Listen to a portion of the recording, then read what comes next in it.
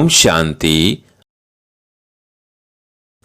मीठे बच्चे, प्रभात के समय मन बुद्धि से मुझ बाप को याद करो।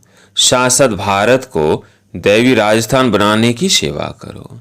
प्रश्न, सूर्यवंशी राजधानी की प्राइज किस आधार पर मिलती है? उत्तर, सूर्यवंशी राजधानी की प्राइज लेना है तो बाप का पूरा मददगार बनो। सीमत पर चलते रहो।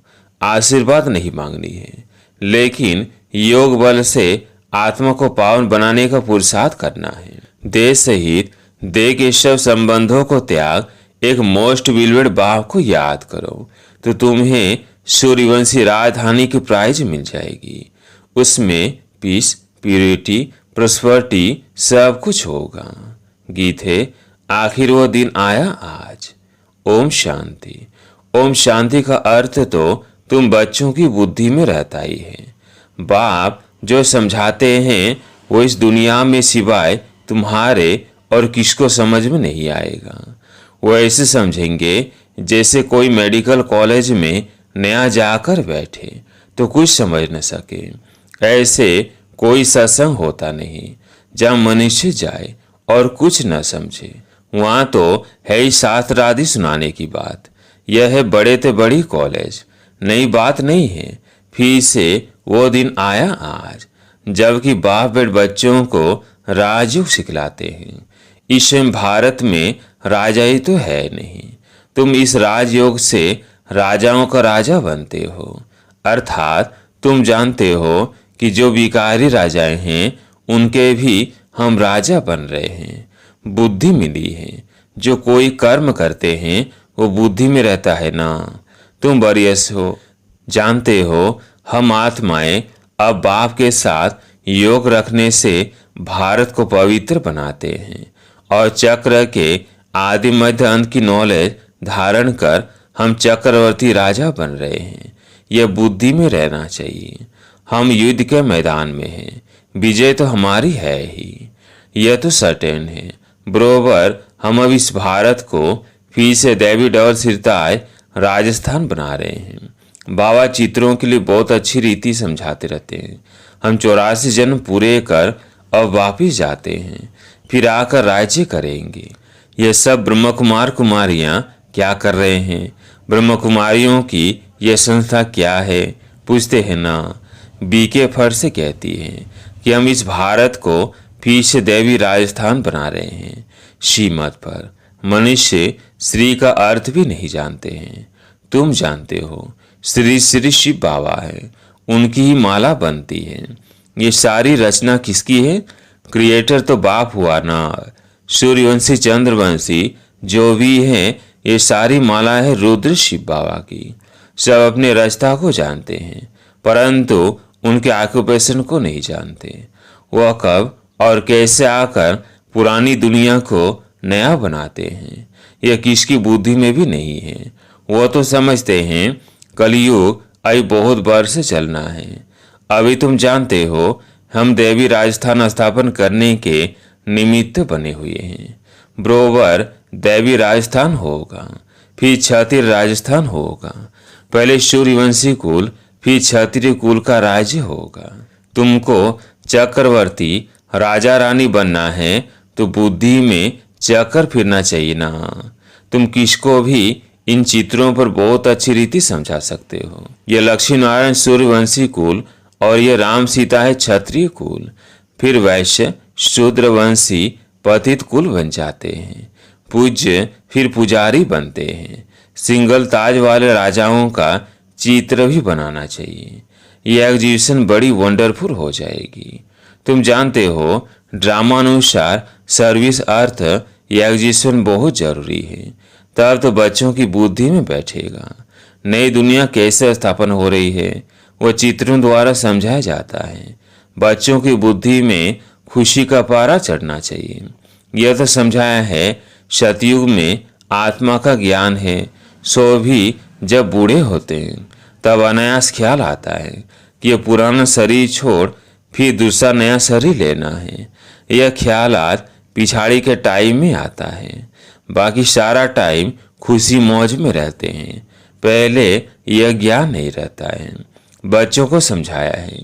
यह परम पिता परमात्मा का नाम, रूप, देश, काल कोई भी नहीं जानते, जब तक कि बाप आकर अपना परिचय दे।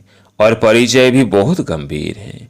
उनका रूप तो पहले लिंग ही कहना पड़ता। रुद्र यज्ञ रचते हैं तो मिट्टी के लिंग बनाते हैं जिनकी पूजा होती आई है। बाप ने पहले यह नहीं बताया कि बिंदी रूप है। बिंदी रूप कहते तो तुम समझ नहीं सकते। जो बस जब समझानी है तब समझाते हैं। ऐसे नहीं कहेंगे पहले क्यों नहीं बताया जो आज समझाते हो। नहीं, ड्रामा में नूंद ही ऐसी है। इस एग्जीबिशन से बहुत सर्विस की वृद्धि होती है, इन्वेंशन निकलती है तो फिर वृद्धि होती जाती है। जैसे बाबा मोटर का मिसाल देते हैं, पहले इन्वेंशन करने में मेहनत लगी होगी, फिर तो देखो बड़े बड़े कारखानों में 1 मिनट में मोटर तैयार हो जाती है। कितनी साइंस निकली है। तुम जानते हो कितना बड़ा भारत है, कितनी बड़ी दुनिया है, फिर कितनी छोटी हो जाएगी। यह बुद्धि में अच्छी रीति बिठाना है। जो सर्विसुल बच्चे हैं उन्हों की ही बुद्धि में रहेगा।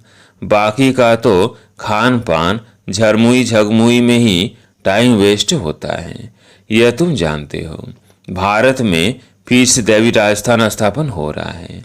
वास्तव में किंगडम अक्षर भी रॉन्ग है। भारत दैवी राजस्थान बन रहा है। इस समय आसुरी राजस्थान है। रावण का राज्य है।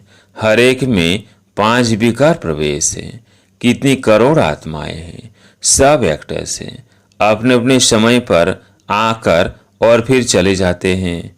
फिर हर एक को अपना पार्ट रिपीट करना होता है। सेकंड बाय सेकंड ड्रामा हूबहू रिपीट होता है। जो कल पहले पार्ट बजाया था वही अब बजता है। इतना सब बुद्धि में रखना है। धंधाधोरी में रहने से तो फिर मुश्किल हो जाता है। परंतु बाप कहते हैं प्रभात का तो गायन है। गाते हैं राम सिमर प्रभात मोरे मन। बाप कहते हैं अभी और कुछ भी नहीं सिमरो, प्रभात के समय मुझे याद करो। बाप अविषम्मु कहते हैं। भक्ति मार्ग में फिर गायन चलता है। सतयुग त्रेता में तो गायन होता नहीं। बाप समझाते हैं हे आत्मा, अपने मन बुद्धि से प्रभात के समय मुझ बाप को याद करो।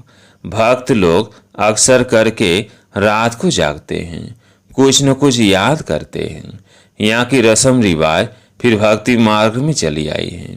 तुम बच्चों को समझाने की भिन्न भिन्न युक्तियां मिलती रहती हैं। भारत इतना समय पहले दैवी राजस्थान था, फिर क्षत्रिय राजस्थान हुआ, फिर वैश्य राजस्थान हुआ। दिन प्रतिदिन तम प्रधान बनते जाते हैं। गिरना जरूर है। मुख्य है यह चक्र। चक्र को जानने से तुम चक्रवर्ती राजा बनते हो। अभी तुम कलयुग में बैठे हो, सामने सतयुग है। ये चक्र कैसे फिरता है इसका तुमको ज्ञान है। जानते हो कल हम सतयुगी राजधानी में होंगे। कितना सहज है। ऊपर में त्रिमूर्ति शिव भी है, चक्र भी है, लक्ष्मी नारायण भी इसमें आ जाते हैं। यह चित्र सामने रखा हुआ हो तो कोई को भी सही रीति समझा सकते हो। भारत दैवी राजस्थान था, अभी नहीं है। सिंगल ताज वाले भी नहीं है। चित्रों पर ही तुम बच्चों को समझाना है। ये चित्र बहुत वैल्यूबल है। कितनी वंडरफुल चीज है तो वंडरफुल रीति समझाना भी पड़े। ये झाड़ और त्रिमूर्ति का चित्र भी सबको अपने अपने घर में रखना पड़े। कोई भी मित्र संबंधी आदि आए तो इन चित्रों पर ही समझाना चाहिए। यह वर्ल्ड की हिस्ट्री जोग्राफी है। हर एक बच्चे के पास ये चित्र जरूर होने चाहिए। साथ में अच्छे अच्छे गीत भी हो। आखिर वो दिन आया आज, बरोबर बाबा आया हुआ है, हमको राजयोग सिखलाते हैं। चित्र तो कोई ही मांगे मिल सकते हैं, गरीबों को फ्री मिल सकते हैं, परंतु समझाने की भी ताकत चाहिए। यह अविनाशी ज्ञान रत्नों का खजाना। तुम दानी हो। तुम्हारे जैसा अविनाशी ज्ञान रत्नों का दान कोई कर न सकता। ऐसा दान कोई होता नहीं तो दान करना चाहिए। जो आए उनको समझाना चाहिए। फिर एक दो को देख बहुत आएंगे। यह चित्र मोस्ट वैल्यूबल चीज है, अमूल्य है, जैसे तुम भी अमूल्य कहलाते हो। तुम कौड़ी से हीरे जैसा बनते हो। ये चित्र विलायत में ले जाकर कोई समझाए तो कमाल हो जाए। इतना समय ये सन्यासी लोग कहते आए कि हम भारत का योग सिखलाते हैं। हर एक अपने धर्म की महिमा करते हैं। बौद्ध धर्म वाले कितने को बोधि बना देते हैं, परंतु उससे फायदा तो कुछ भी नहीं। तुम तो यहाँ मनुष्य को बंदर से मंदिर लायक बनाते हो। भारत में ही संपूर्ण निर्भिखारी थे। भारत गोरा था, अभी भारत काला है। कितने मनुष्य हैं। सतयुग में तो बहुत थोड़े होंगे ना। संगम पर ही बाप आकर स्थापना करते हैं, राजयोग सिखलाते हैं। उन बच्चों को ही सिखलाते हैं जिन्होंने कल पहले भी सीखा था। स्थापना तो होनी ही है। बच्चे रावण से हार खाते हैं, फिर रावण पर जीत पाते हैं। कितना सहज है। तो बच्चों को बड़े चित्र बनवा कर उस पर सर्विस करनी चाहिए। बड़े बड़े अक्षर होने चाहिए, लिखना चाहिए। यहाँ से भक्ति मार्ग शुरू होता है। जरूर जब दुर्गति पूरी होगी तब तो बाप सदगति करने आएंगे ना। बाबा ने समझाया है, ऐसे कभी भी किसको नहीं कहना कि भक्ति ना करो। नहीं, बाप का परिचय दे समझाना है, तब तीर लगेगा। तुम जानते हो महाभारत लड़ाई क्यों कहा जाता है? क्योंकि यह बड़ा भारी यज्ञ है। इस यज्ञ से ही यह लड़ाई प्रज्वलित हुई है। यह पुरानी दुनिया खत्म होनी है। यह बातें तुम्हारी बुद्धि में है। मनुष्यों को पीस प्राइज मिलती रहती है, परंतु पीस तो होती नहीं। वास्तव में पीस स्थापन करने वाला तो एक ही बाप है। उनके साथ तुम मददगार हो। प्राइज भी तुमको मिलनी है। बाप को थोड़ी प्राइज मिलती है। बाप तो है देने वाला। तुमको नंबर और पुरुषार्थ अनुसार प्राइज मिलती है। बेशुमार बच्चे होंगे। तुम अब प्योरिटी, पीस, प्रोस्पेरिटी स्थापन कर रहे हो। कितनी भारी प्राइज है। जानते हो, जितना जो मेहनत करेंगे उनको सूर्यवंशी राजधानी की प्राइज मिलेगी। बाप ही श्रीमत देने वाला। ऐसे नहीं, बाबा आशीर्वाद करो। स्टूडेंट को राय दी जाती है कि बाप को याद करो तो तुम्हारे विकर्म विनाश होंगे। योग बल से ही तुम्हारी आत्मा पवित्र बनेगी। तुम सब सीताएं हो, आंख से पार होती हो। या तो योग बल से पार होना है, या तो आग में चलना पड़ेगा। देह सहित सब संबंधों को त्याग एक मोस्ट विलवेड बाप को याद करना है। परंतु यह याद निरंतर रहने में बड़ी मुश्किलात हैं। टाइम लगता है। गाया भी हुआ है, योग अग्नि। भारत का प्राचीन योग और ज्ञान मशहूर है, क्योंकि गीता है सर्वशास्त्रमयी शिरोमणि। उसमें राजयोग अक्षर है, परंतु राज अक्षर गुम कर सिर्फ योग अक्षर पकड़ लिया है। बाप बिगर कोई कह न सके कि इस राजयोग से मैं तुमको राजाओं का राजा बनाऊंगा। अभी तुम शिव बाबा के सम्मुख बैठे हो। जानते हो, हम सब आत्माएं वहाँ परम धाम में निवास करने वाली है। फिर शरीर धारण कर पाठ बजाती है। पुनर्जन्म शिव बाबा तो नहीं लेते। ब्रह्मा विष्णु शंकर को भी पुनर्जन्म नहीं लेना है। बाप कहते हैं, मैं आता ही हूँ पति से पावन बनाने। इसलिए ही सब याद करते हैं, पतित पावन आओ। ये एक्यूरेट अक्षर है। बाप कहते हैं, हम तुमको पावन सो देवी देवता बना रहे हैं, तो इतना नशा भी चढ़ना चाहिए। बाबा इनमें आकर हमको शिक्षा दे रहे हैं। इस फूलों के बगीचे का बागवान बाबा है।